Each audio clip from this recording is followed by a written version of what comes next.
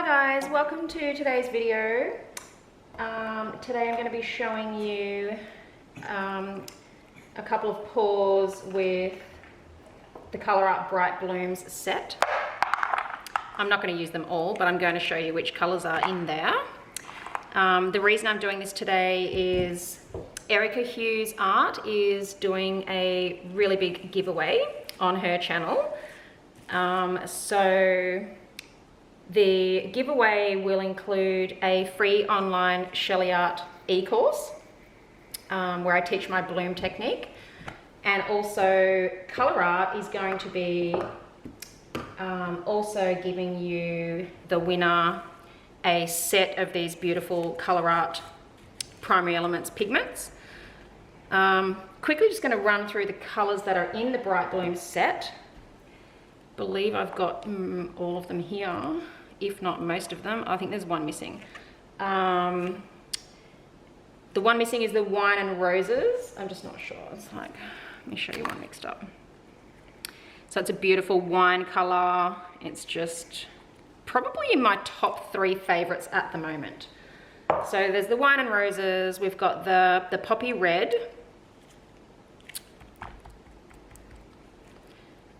Key Lime, the Persimmon, Coral Berry, Peacock Feather, Sapphire on Ice, Boysenberry, Sky Blue, and the Sunflower. So I hope I haven't missed any, but I'm pretty sure that's all of them. So they come in a pack all together. And yeah, if you go and enter Erica's giveaway, you will go in the running to win the whole pack of those, plus my online course. So I'm going to show you today how I'm going to use some of those colours to create a bright bloom. Yeah, so if you win the course and you do the course and you get sent the pigments, you can just get cracking straight away and create some beautiful blooms just like this, we hope. Okay, so really not sure. I've also got a couple of tube paint colours mixed up, which I always throw a couple of tubes into my mix. I just find that it helps, just, you know, it gives you that block colour. All of the ColourArte pigments are very shimmery and pearlescent, so I like to throw a couple of block colours into my pours when I'm using the ColourArte pigments. You don't have to, but I just find that it's just better to put some tube paint mixes in there as well. That's my experience. So I'm just going to have a bit of a random colour selection. So I'm going to take the Sky Blue, the Peacock Feather, the Boysenberry, the Key Lime, the Sunflower, and I'm going to put an Aqua. Oh, it's getting a bit filled up now, and a Magenta. So I'm just going to pop my tube paint mixes in between the pigment mixes as I lay them down, and see how we go. Okay, pop the base on first. I don't need too much base here because I've got my board taped up the side. I don't really need the paint to go right down over the edges, so okay, bit unorganised again. I've got no cloth, got no mixing sticks. These mixing sticks, by the way, are amazing. I'm down to about, well, I've got 5 here, and I've got some more somewhere else that probably aren't clean, but Dirty Pour Fluid Art on Instagram, Dirty Pour Fluid Art. She's got these, she sent me some of these sticks to try, and honestly, I use them all the time. You would have seen them in all of my YouTube videos. I forget to tag her all the time, but today I just wanted to give her a bit of a shout out because I love these sticks. They're just incredible. I've given a couple away to friends and lost a couple from just disastrous accidents where I've left them too long in resin and paint, and I've probably lost a couple. So yeah, I definitely need to get some more of these, but yeah, Dirty Pour Fluid Art. They're really affordable and they're reusable and they're amazing. So you won't really need to be buying the little timber paddle pop sticks, which I don't know about you, but the timber sticks, I have a bit of a OCD with it touching them. I don't like the feel of them. Like when you have an icy pole with a little wooden stick, I just can't touch it. I don't like it. I'm all for the plastic reusable stirrers. All right, so not really sure which color to go first. I might just go this sunflower, which is beautiful. It looks gold in the container. And then when you mix it up, it goes a beautiful bright sunflower yellow. So this is my first time using this one. So hopefully it works. So I'm just going to do a single bloom on this board here and hope that it comes out how I expect it to. So I'm going to go the peacock feather. A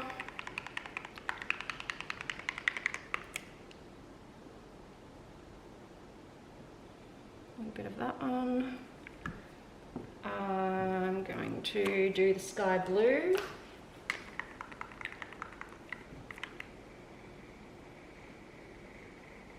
It's going to be a colourful one, this one.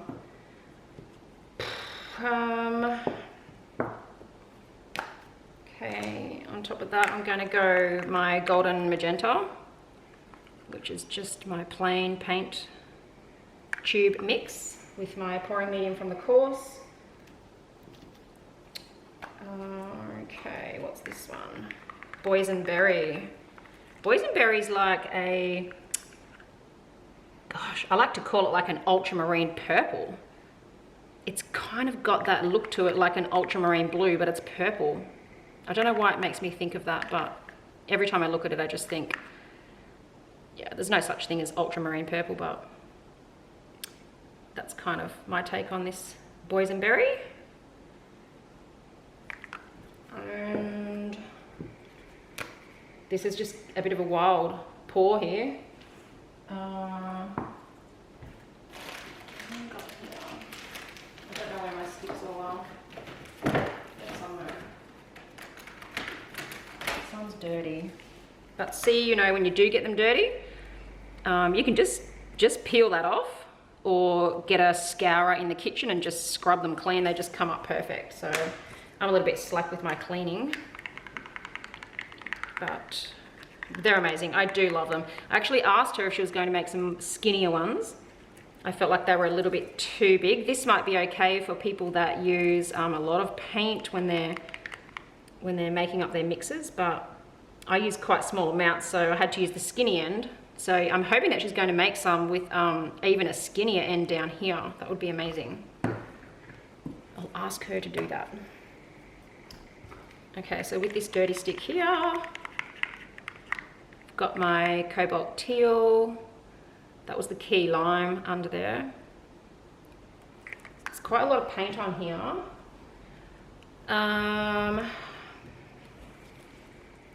Let me just see if I've got, oh, totally just don't have any sticks left clean.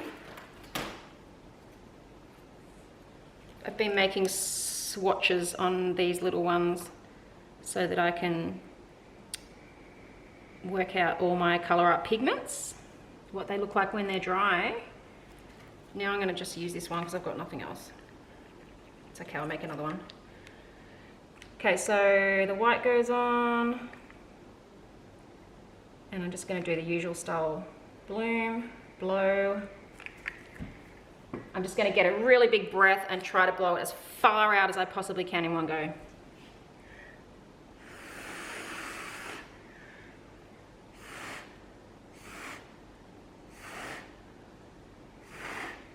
If you catch that white with your breath, that's what's going to get you another petal out here. No use just blowing on the colour because nothing will happen. So we're really trying to get on that white there. Takes a little bit of practice, but yeah. So I'm just going to wait for that all to settle back in a little bit before I give it a tilt. The shiny, I can't wait to show you the shimmer in that one. It's just full of pearl pigments.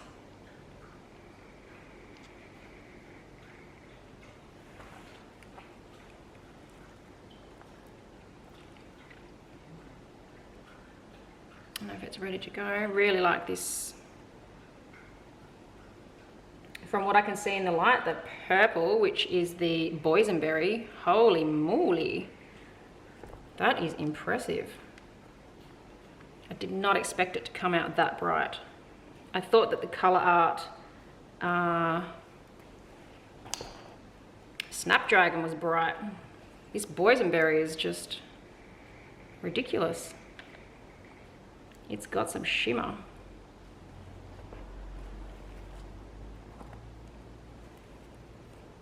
It really is bright. So I'm just going to bring it back to the middle before I go this way. I've tried out a new way of taping underneath these boards because I just get so sick of cutting sheets of plastic and paper and laying them in so carefully in the back side and then trying to tape them, that this time I taped the same way I tape when I do resin. So I'm going to show you before I go. I'm going to show you how I do that. I think it's a really neat trick. When I first started pouring resin, I couldn't believe other people weren't doing it, or I hadn't thought of it. I'm like, why are people peeling resin drips off the back of the painting, like, when there's such a simple way of taping so that it all just falls off the tape and you don't get any stuck underneath. It was literally the first thing I did when I started pouring resin, was changed the way that I was taping the back so that I could save myself that drama. And I have not picked a resin drip off since. And I don't want to be. Okay, so there's a really cute bright bloom. I always struggle to try to get the light on there, but I will definitely resin that and take some shots for the end so that I can show you.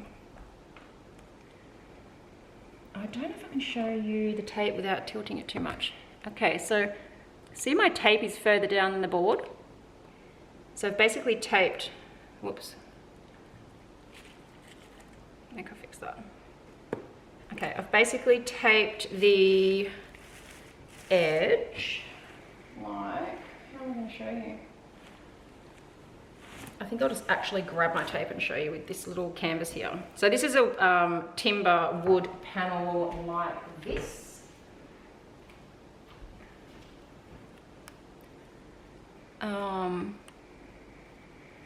But I don't want to touch that one too much because I've got paint all over my hands. So I'm just going to show you with this little one here what I've done with this board. So I'm going to get tape that's wider than the edge. This tape's much wider than the edge, so you don't really need to go this crazy. But if you have a timber board and you want to have the timber edge showing, you're going to cover the timber edge up like that with the tape. Obviously, so after your pour flows over the edge and you peel that off, you're going to be left with the timber here. So this little trick here is something I do when I'm pouring resin. When you push the resin over the edge, it goes down here and it simply drips off the tape. You don't get anything stuck in under here at all.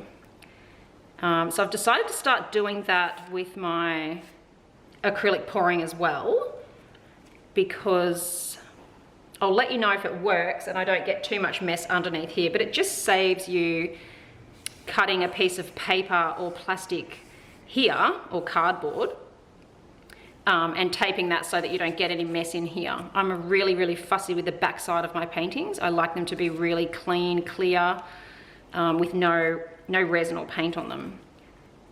So yeah, I'm hoping that the way I pushed that over there, it just went down and dripped off the edge, and I'll be able to peel that tape off and I'll be left with a nice timber edge and hopefully minimal mess behind it. So we'll see how that goes. Very informative video this time. Okay, so that's the Bright Blooms pigments. I've put a few together there with just 2 tube paint mixes. It's come out really pretty and beautiful, and it's really bright, just as the pack says it would be. So yeah, I'd like to do another one using maybe just the colors that, I might just use all the colors that I didn't use in this one. So there's a few of the nice corally colors and the red that didn't go into this one. I think I'll probably pop them into the next one with some gold and maybe that beautiful sunflower, and I might do a black topper on it instead of white. So yeah, don't forget to subscribe to the channel if you don't want to miss out on my videos, and head over to Erica Hughes Art and yeah, get all the entry details. You can subscribe to ColourArte and watch Leslie use all the beautiful pigments as well. So yeah, good luck with the competition, and I'll catch you next time. Hey, I'm back to do my second Bright Blooms from ColourArte pour. You've probably just watched me do the square, and just like I said, I'm going to now do a second one using some of the colors that I didn't use in the first one. Yeah, so let's get going with this second one. I think I'm just going to get right into it. Pop my base on.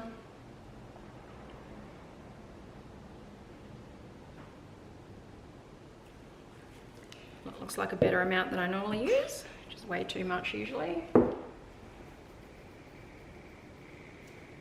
Okay, so I do have a couple of different colors here that I'm going to use this time. So I've got a golden paint here, which is the phthalo green.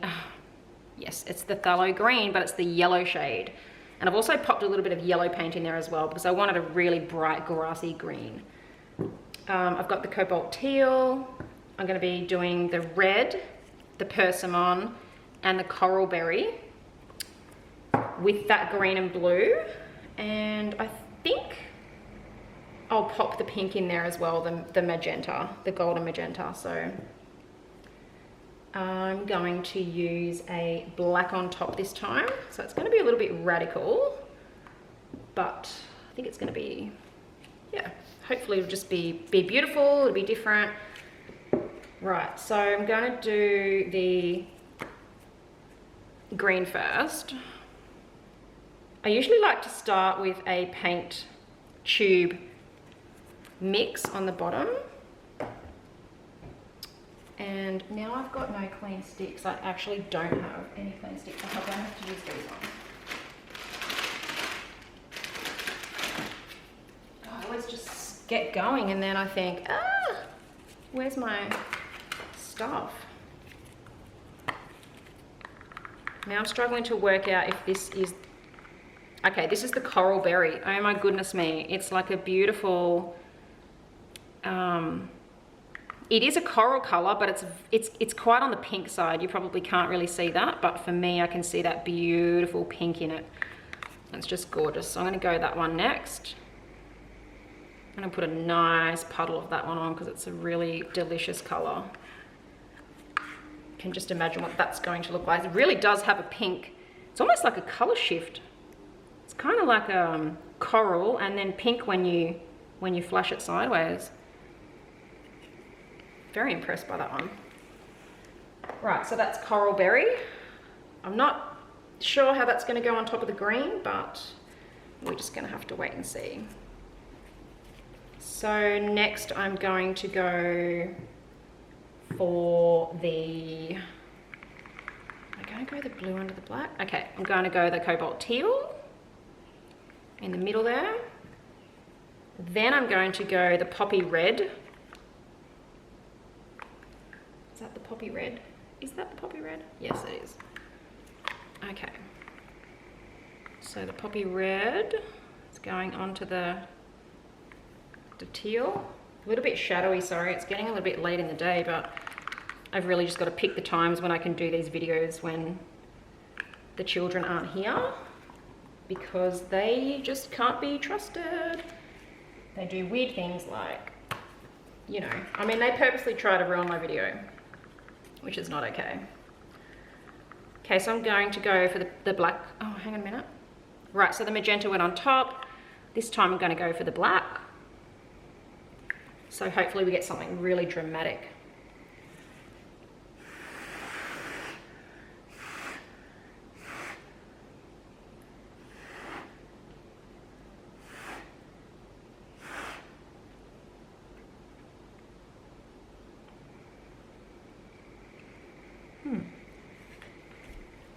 Don't know if that really is going to be enough for me.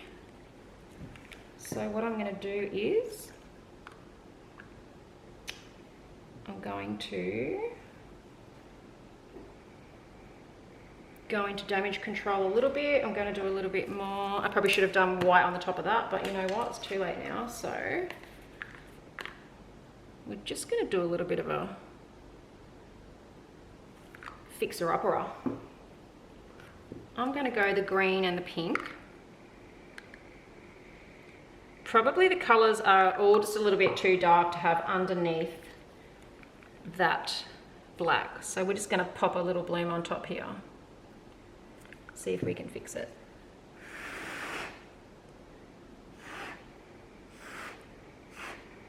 It's going to be a bit of a two-toner.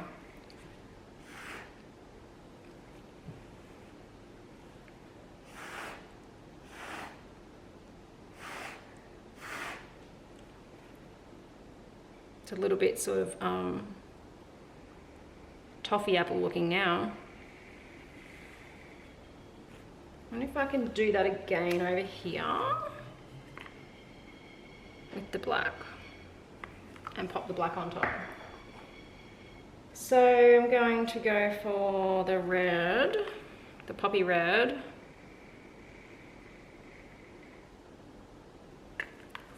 Now, what's my lightest colour? Might have a little bit of this cobalt too. This is a full-on busy bloom. We'll just see if we can fix it. If you don't like what you see at first, there's nothing against doing this.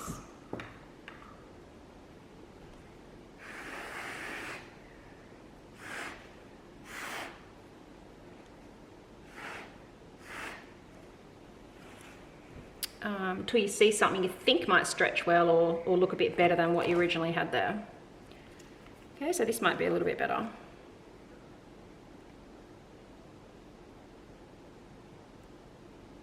It's definitely going to be cray-cray, but I like crazy. Been called it quite a few times.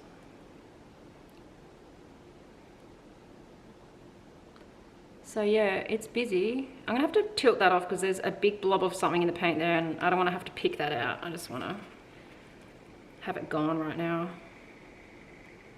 Off it goes. So that one didn't go as planned, but don't know. Guess the jury's still out whether it's going to be okay or not. I think it's going to be okay. Can see some pretty crazy looking pearls in there, so definitely going to give this one a chance, dry it, see how we go. So yeah, jump on over to Erica's channel and get those entry details and get in that competition, because yeah, what an amazing prize. A free online course with all the beautiful pigments that I can show you how to use properly. So yeah, Erica was very kind to offer to run the competition for us. She's one of my students and he's doing really well. She was probably one of the first artists to really create some spectacularly beautiful pieces. after doing my course. We actually did a challenge together really soon after the course to do a swiping challenge. And I had never swiped in my life. So it was the scariest thing ever. I got this big long canvas, and I thought I'd watched people swiping, and I thought I knew how they did it. So I got this big stripes of paint in a row on this really long canvas, and I just got a piece of paper towel and I swiped the whole lot along and then picked it up and tilted it, and I just thought that's how everybody did it. And yeah, everybody just kept saying, I've never seen it done like that before. So yeah, I was way off, but then Erica kind of started this trend of doing the stripey swipey with this little card, and so we all caught onto that, and then we had the swipe challenge. And yeah, the Facebook group's amazing. It's just been going from strength to strength. Everybody shares lots of different techniques and recipes and just different finds. Like, I've been adding things to my paint I never thought I would add to my paint after my own course members, my own students that I taught how to paint, took the recipe and then went, you know what, that's amazing, but look at what I've done with it now. And they're getting really unique and just making their own kind of thing with it, which is amazing. And nobody's scared to share in the group. Everybody's really open about what they're using, and yeah, the struggles that they've had and how they're fixing things. And it's just a really amazing community that I just did not expect to come out of the online course. It's been the best thing to come from it, definitely. So yeah, this is really pretty. It's looking, I think it looks a little bit dark on the screen there, but I'll definitely take some pictures when it's dry so you can see how pretty it is. It's beautiful. I thought it was going to be a bit of a fail, but then yeah, I fixed it. Yay! Okay. Bring that up for one last little look at those cells and that shine. It's going to be beautiful with resin. Okay, bye! Right there, I'm coming for you, so be patient.